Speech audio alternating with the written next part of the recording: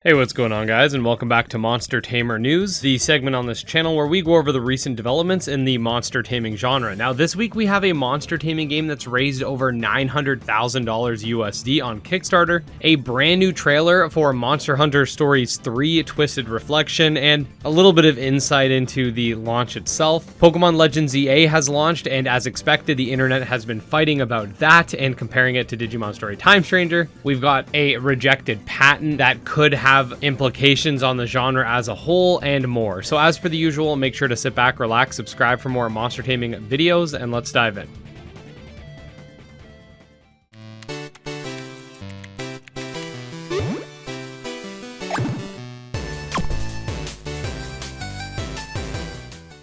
Okay, so to start things off, we've had the launch of the Elestrals Awakened Kickstarter campaign, which if you don't know is sort of a video game expansion to the Elestrals card game, which was created by a YouTuber named A-Drive a few years ago. The game itself actually looks pretty good with 2.5D visuals, a Mega Evolution-esque system, a shiny system, turn-based combat, and more. As of the time of this video going live, the game's received over $900,000 USD in funding, and still has a couple of weeks left in the Kickstarter campaign. If it interests you, definitely make sure to check it out, linked below. As always with any Kickstarter game, make sure you do your due diligence and read through the campaign before backing.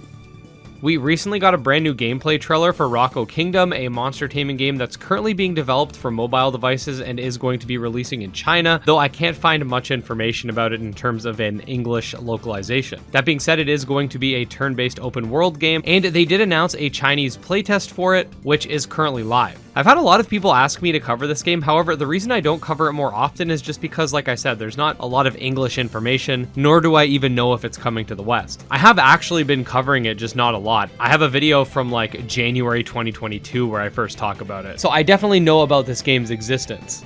We got a trailer for Monster Hunter Stories 3 Twisted Reflection, which dives more into the game's story, but most notably is referred to as the pre-order trailer, which, as the name suggests, acts as the launch for the pre-orders being available, and it showcases some of the pre-order bonuses and different editions of the game that will be available for purchase. As you can see on screen, there are 3 different versions of the game, including the Standard Edition, Deluxe Edition, and Deluxe Premium Edition. Pre-ordering the game will give you access to a cosmetic outfit for Leonora. Having save files for previous Monster Hunter games will give you access to various cosmetics for the protagonist. The deluxe version grants more cosmetics for various characters and a side story, while the premium deluxe pack will bring forth even more cosmetics for even more characters. I've said this in multiple videos already, but I'm not a big fan of these studios doing stuff like this. I didn't like it when Dragon Quest Monsters did it, nor did I like it when Digimon did it, and I'm not really a big fan of this here. It just feels like even though a lot of these games still feel like full games, they're just holding back a little bit of content to squeeze out extra money from players when this stuff's already clearly ready at launch. It's different if the game had DLC like 6 months out, but I'm never a big fan of launch DLC. The game will be releasing in March 2026.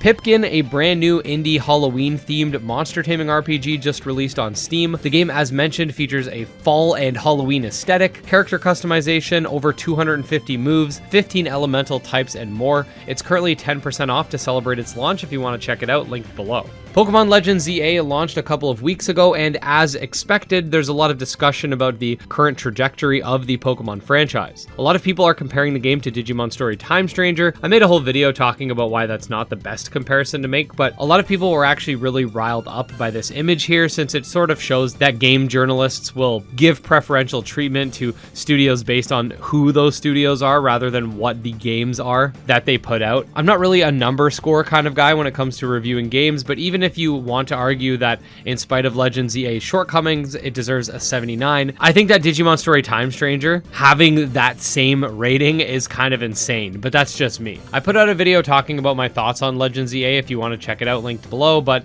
let me know in the comment section what you guys think about this. Speaking of Pokemon, recently, and I made another video talking about this, again linked below, Japan's patent office actually rejected a proposed patent that revolves around monster catching that the Pokemon company tried to put out. The patent was rejected for being too broad, and other games such as Ark Survival Evolved and even Pokemon Go were referenced as also having similar mechanics, and while Nintendo and the Pokemon company could definitely try to reapply with more specific parameters for a patent like this is definitely a good thing, since it means that we are getting some sort of legal precedent for not not being able to patent mechanics that have a broad scope and wide range. This is not one of the patents directly connected to the Palworld lawsuit, but in a sense, everything is connected when it comes to this situation and how it can be detrimental to the genre as a whole. Couple of small updates. First of all, Beastie Ball put out a Halloween-themed update that brings forth PvP lobbies, more story beats, and some animations. The Aethermancer developers put out a roadmap for 2026 showing when various updates will be going live, leading into full access. And finally, last but not least, the Monster Crown devs put a 3-minute video out showcasing the Scarred province in Monster Crown 2. We'll take a look at a brief section of that.